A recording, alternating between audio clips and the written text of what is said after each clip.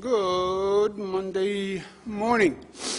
From my right, Gareth Rhodes, Dr. Jim Malatras, Beth Garby, Special Counsel, Dr. Howard Zucker, Commissioner of Health. To my left, Melissa DeRosa, Secretary to the Governor. To her left, Robert Mejica, Budget Director.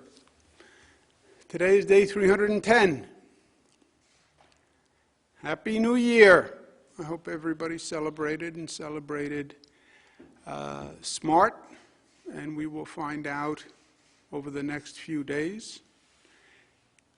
This is where we are today on the numbers. The positivity without the microclusters, 7.7 statewide. With microclusters, 8.34. The microclusters themselves, 9.35. We did 134,000 tests, which is down from the high level of testing. More people got tested before the holidays. We believe as a prophylactic before people were traveling. Number of statewide deaths is up to 170, and that is a terrible way to start the new year. Statewide hospitalizations is up 288. The discharges are 537. The admissions 925. ICU is plus 13. Intubations is plus 28. If you look around the state, there's no change in the regional, regional allocation. Finger Lakes, still the highest percentile in terms of hospitalizations. This is not a fluke. This has been going on for weeks. I've been speaking to people throughout the Finger Lakes. They have to take it seriously. This is a function of that region's behavior. People in the Finger Lakes should be more cautious than people in other parts of the state, taking more precautions, because it's more likely people you're coming in contact with could be infected. That is just a mathematical fact. Positivity, you have Finger Lakes again and Mohawk Valley, which was also a problem last week. But again, if you are in those areas of the state, take it seriously. And you should be using more precautions than people in other parts of the state. Downstate New York, we have the Bronx has ticked up, Staten Island still 7%, Manhattan only 3.52. You look at those numbers, you see the difference that behavior makes. Manhattan, you tend to have a higher percent of compliance to precautions. And you see the result in the numbers. They have a lower positivity rate. 2021, we're going to be focusing on controlling COVID and defeating COVID. They're two different functions. Control the spread, control the virus, and then put a harpoon in the beast and actually defeat COVID. And we're working on both simultaneously. On controlling COVID, we are seeing the spike that we talked about here, that experts have talked about all across the country. We were warning about holidays and gatherings, and we're seeing the spike that came from increased social gatherings. It is a fact. Yes, we had the holidays. Yes, it was a long year. Yes, we want to celebrate. But when you increase social activity, you're going to increase the spread of the virus if people don't take precautions. That's what we're seeing in New York State. That's what you're seeing all across this country. And that's the growing numbers of hospitalizations, of infections, and of deaths, unfortunately. And it is a consequence of our actions. If you look at, really this started at Thanksgiving. Thanksgiving was the first holiday, right? And we saw an increase in Thanksgiving. But if you look since Thanksgiving, which really triggers the holiday season, right? That triggered the 37 days I was talking about of the holiday season. The net daily growth went from 135 to 144. Number of people walking into the hospitals went from 699 to 899. So it is clear that the increase through the holidays increased the infection rate and increased the number of people who are now walking into hospitals.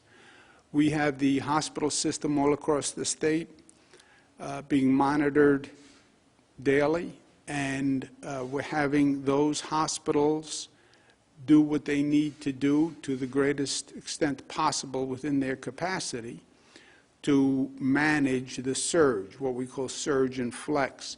This is a totally new operation for hospitals and for the state, but they're adding capacity, they're closing down units that they don't need to add capacity, and we're watching very closely hospital capacity, because that is the red line, that's the red zone. You are limited ultimately to your hospital capacity.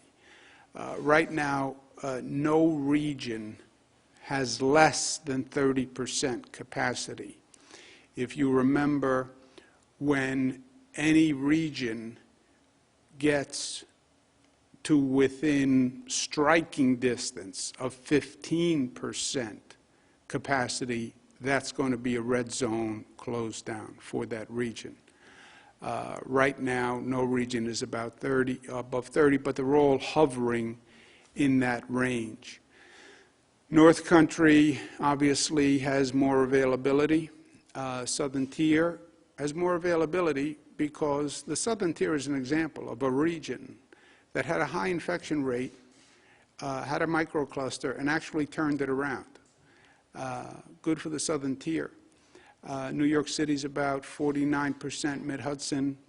But where are you lowest? You're lowest in the Finger Lakes, which makes sense because that's where you have the highest hospitalization rate in the state. So we know what is going on, and the numbers relate. If you have a high hospitalization rate, you're going to have lower capacity for your hospitals. And that's where we see right now the greatest problem is in the Finger Lakes. How do we defeat COVID? We defeat COVID the way we've been controlling COVID for the past year. It is a function of our activity. It is these social gatherings. I know people say, oh, how can you say we shouldn't gather socially?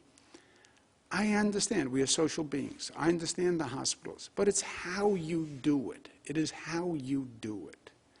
Are you safe? Are you doing as much as you can outdoors? Are you wearing a mask? Are you keeping windows open? Are you keeping the crowd small? It's being smart. That is all this is. It is a virus. You've all had someone in the house with a virus. You know how the virus spreads. And it's a consequence of being smart and being responsible. Those numbers go up. You overload the hospitals, the region will close down. You know, we know what is going to happen. There's no unknown here. There's no arbitrary decisions being made. If the infection rate increases, then the region closes. And that's the last thing anybody wants. So if you don't want that, then don't bemoan reality. Do something about it and be smart and reduce the infection rate. In the meantime, while we're trying to control COVID with one hand, we're trying to defeat it with the other, and the vaccine is the weapon that will win the war. Now, nationwide, there have been issues with the delivery of the vaccine, which, by the way, is no surprise. We've said many, many times that this was a much more aggressive undertaking than anyone thought, that this nation was not prepared, that the vaccine administration and delivery was going to be more testing than anything we had done before, because we had just gone through the testing for COVID. Testing for COVID is much simpler. It's a nasal swab. And by the way, nobody says no to a COVID test, not like a vaccine. You don't have that same resistance, those same fears. We need to do more vaccines than we have done COVID testing all across this country. Only this state, which has done more testing than any other state, has actually done more COVID tests than the number of vaccines we're going to have to administer. But it is a massive undertaking for this nation. Now, it's important to understand how we're doing the vaccine. And think of it in three tranches, if you will. We're doing vaccines in nursing homes, then it's being administered by hospitals, and then it's being administered through what we call special efforts. And I just want to go through one at a time so people understand this. In nursing homes, we participated in a federally run program that would send the vaccines directly to the nursing homes and the pharmacies. And the federal government contracted with pharmacies, national pharmacy chains, to do the vaccinations in the nursing homes. That has not been going as quickly as we would have liked. New York is now going to step in and actually expedite the federal program in nursing homes. We have about 611 nursing home facilities statewide. About 288 of them have completed the first dose for residents. You have residents in nursing homes, and then you have the staff in nursing homes. Both are being vaccinated. For the residents, about half of them have gotten the first dose. You can't get more than the first dose yet, because the first dose, then it's 21 days to get the second dose.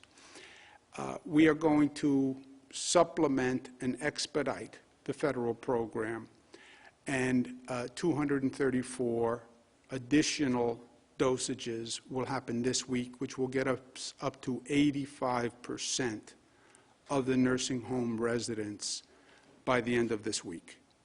And that would be significant progress on the nursing home residents. That will leave about 15% of the nursing home residents that need to be vaccinated, and we want to get that done over the next 2 weeks.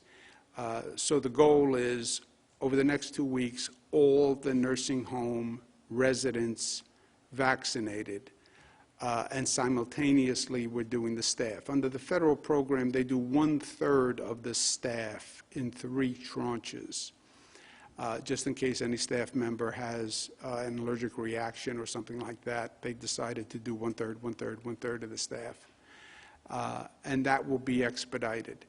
We'll be sending in additional personnel into nursing homes to do the vaccines. Some nursing homes can actually do the injections themselves. Nursing homes have staff, many of them, that can actually do vaccines. If they can do it themselves, we're going to go to them and let them do it themselves to further expedite it. But the nursing homes have always been the most vulnerable populations, and we want to get that done, and we want to get that done quickly.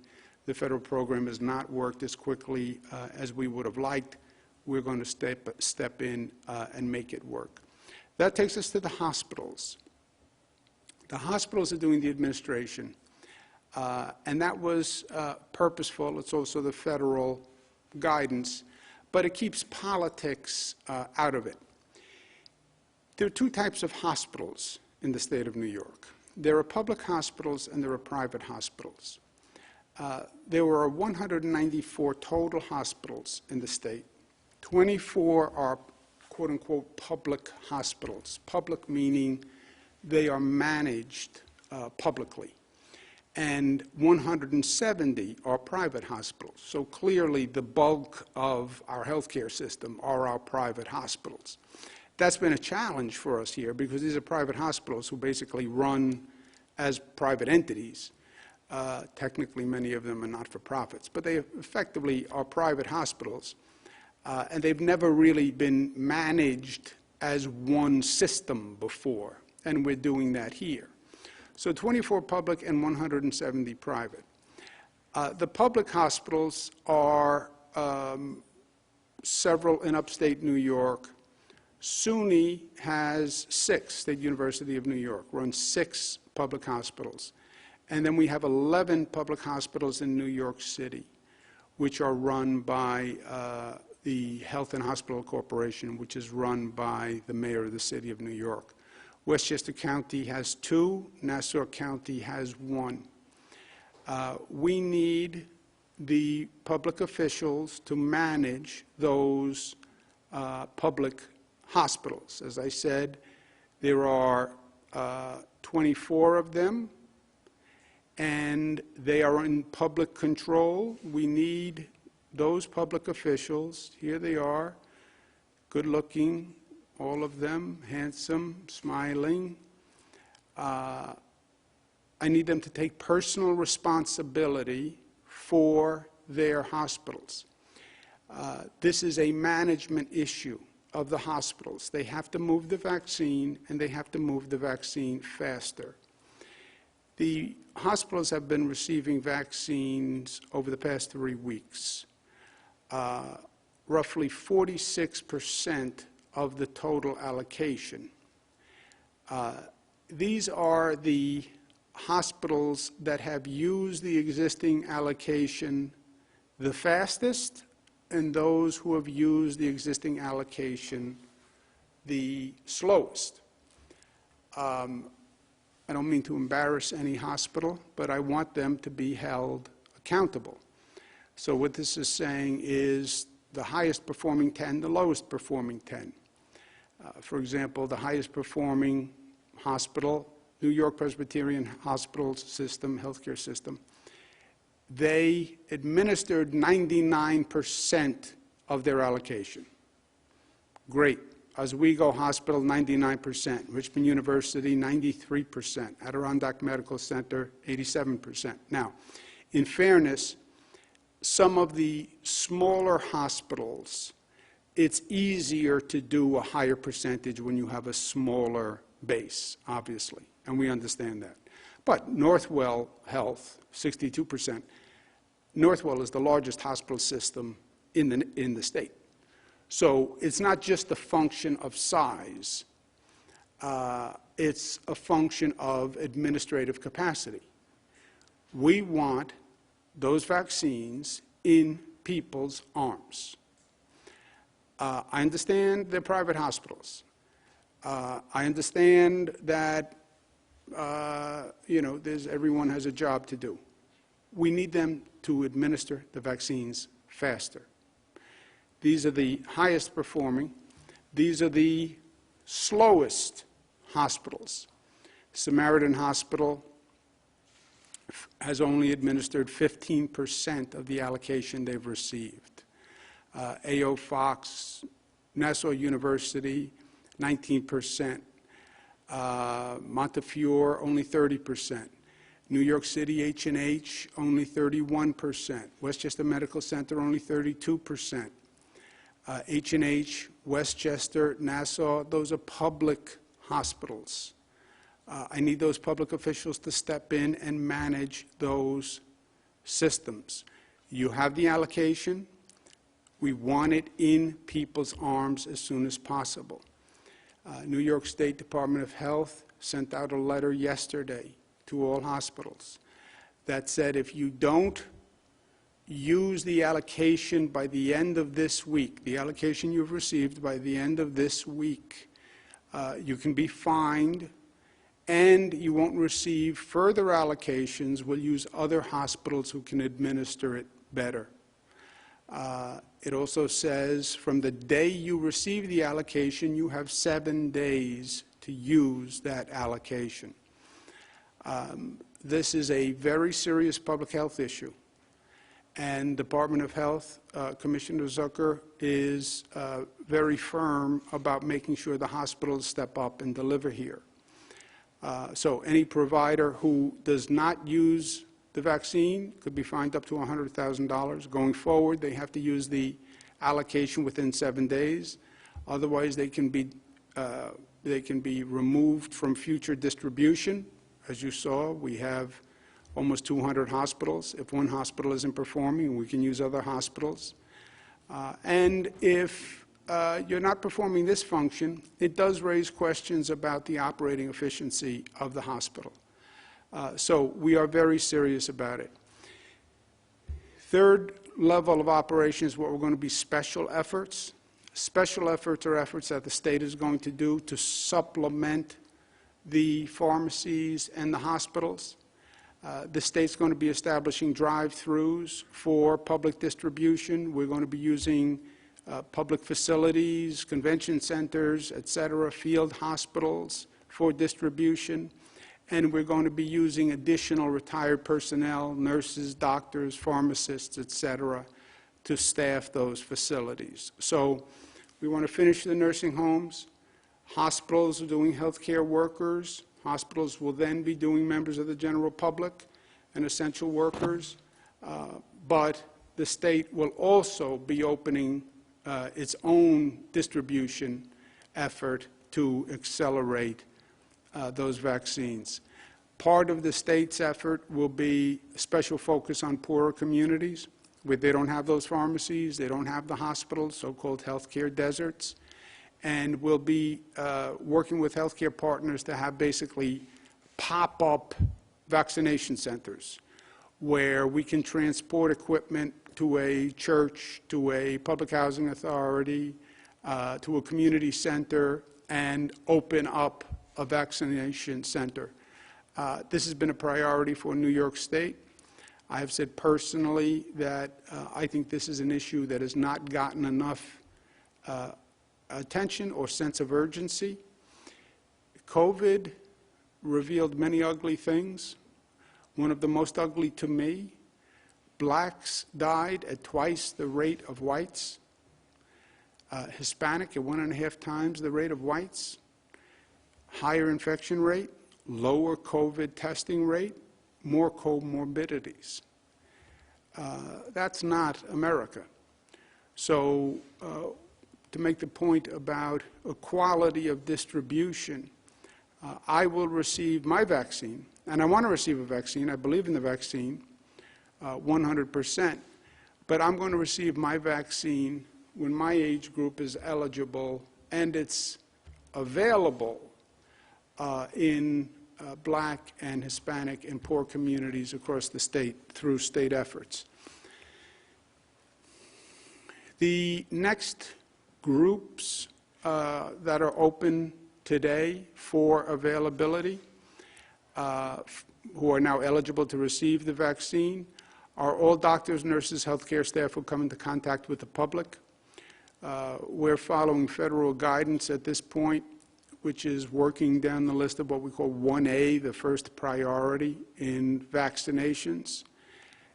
It's primarily healthcare workers, which makes sense. Healthcare workers are the people who are in the greatest danger of contracting the virus because they're dealing with people who come in who have the virus. Also, if a healthcare worker gets infected, they can infect more people than probably any other worker. You know, if you have a nursing home staff or a nurse or a doctor who's infected, they're dealing with dozens, hundreds of people. They would be a super spreader in and of themselves. So we're making 1A, basically all healthcare workers are going to be eligible today, and that is the first priority.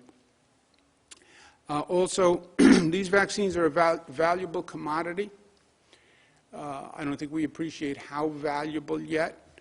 You're going to have some people who don't want to receive the vaccine. I understand that. We're going to talk about that as we go through this. But you're going to have a lot of people who want the vaccine desperately. I would take the vaccine today. It could be a life-saving situation. If any entity falsifies who they are, if there is fraud or fraudulent sale or fraudulent vaccination, that is very serious. That provider will lose their license, period. They'll be out. I don't care if you're a doctor, you're a nurse. It's a crime, in my opinion. And I'm going to be proposing a law for the legislature when they come back to make it a crime. You know, this vaccine can be like gold to some people.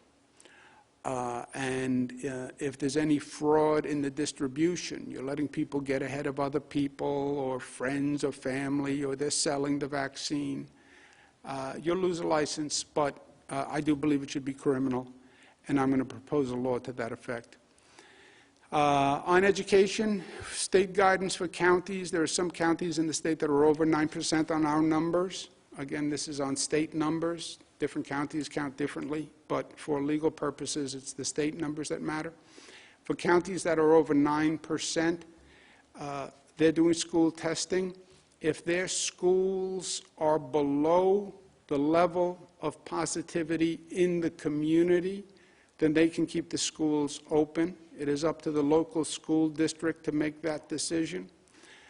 My position has always been, if the children are safer in the school than they are on the streets of the community, then children should be in school. We're testing in the schools, so we know the positivity rate in the schools. We know the positivity rate in the community. If the schools are safer, then my opinion, just an opinion, not a fact, my opinion is leave the schools open. But that will be up to the school districts across the state. I understand the primacy and the history of local control of education. I respect it. I gave my opinion, but it will be up to the local school districts to decide. 2021 State of the State will start this coming Monday. It's going to be a different kind of State of the State because it is a different time. And adjust to the times, but that will be this coming Monday. With that, let's take some questions, operator. Thank you, Governor. If you'd like to ask a question, please use the raise hand function at the bottom of your window. We'll take a brief moment to compile the Q&A roster.